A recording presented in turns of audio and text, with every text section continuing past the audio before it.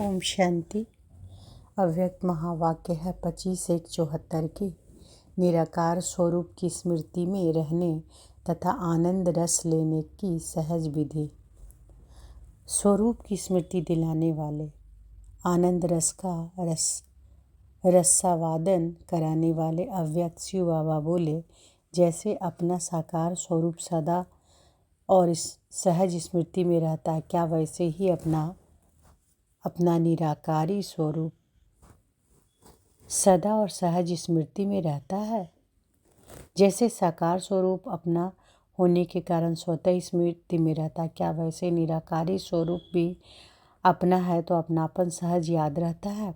अपनापन भूलना मुश्किल होता है। बाबा पूछते हैं, स्थूल वस्तु में भी जब अपनापन आ जाता है तो वह स्वतः ही याद रहती है, उसे याद किया नहीं जाता है। यह भी अपना निजी और अविनाशी स्वरूप है ना, निजी और अविनाशी स्वरूप है, तो इसको याद करना मुश्किल क्यों? जानने के बाद तो सहज स्मृति में रहना चाहिए। जान तो लिया है ना, अब इसी स्मृति स्वरूप के अभ्यास की गुह्यता में जाना चाहिए। जैसे साइंस वाले हर वस्तु के गुह्यता में जाते हैं, नई नई इन्वेंशन खोज करते रहते हैं, ऐसे ही अपने निजी स्वरूप और उसके अनादि गुण व संस्कार, इन एक एक गुण की डीपनेस गहराई में जाना चाहिए।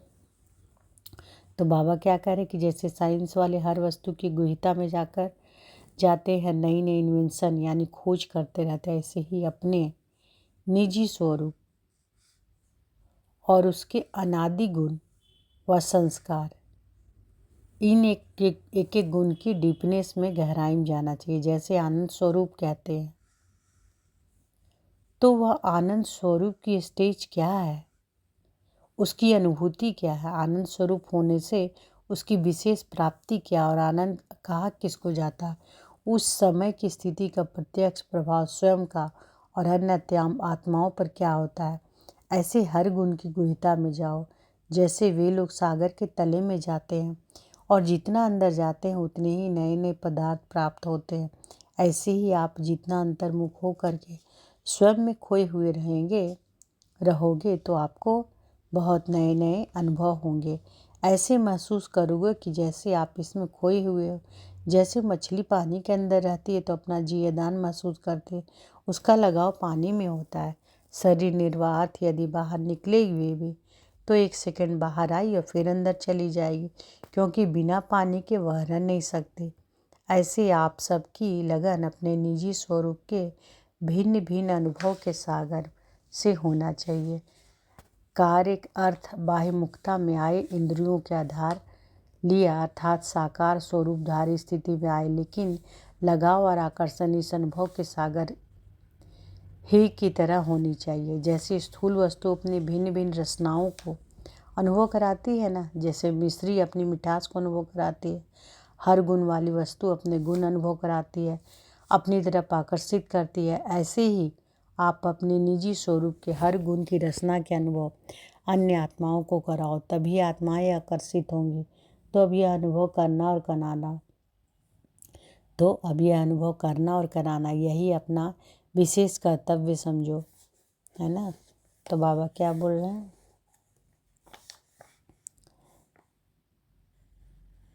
कि हर गुण की रचना का अनुभव अन्य आत्माओं को कराओ, तभी आत्मा आकर्षित होगी। अब यह अनुभव करना और कराना यही आपका विशेष कर्तव्य समझो। वर्णन के साथ साथ हर गुणों की अनुभूति कराओ।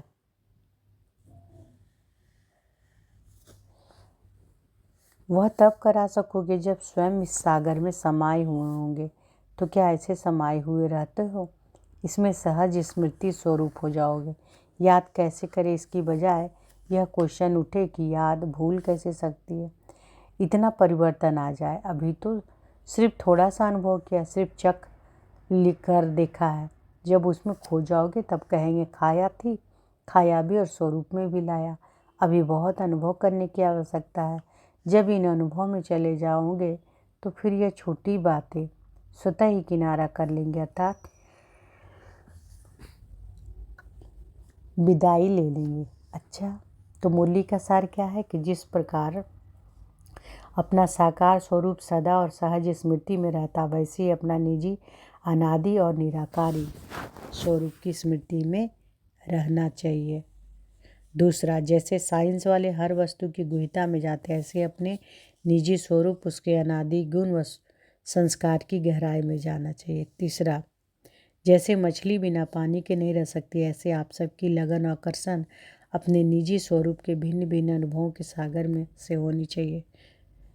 चौथा, जैसे स्थूल वस्तु अपने भिन्न भिन्न रचनाओं का अनुभव कराती है, ऐसे ही आप अपने निजी स्वरूप के हर गुण की रचना का अनुभव अन्य आत्माओं को कराओ। अच्छा, ओम शांति।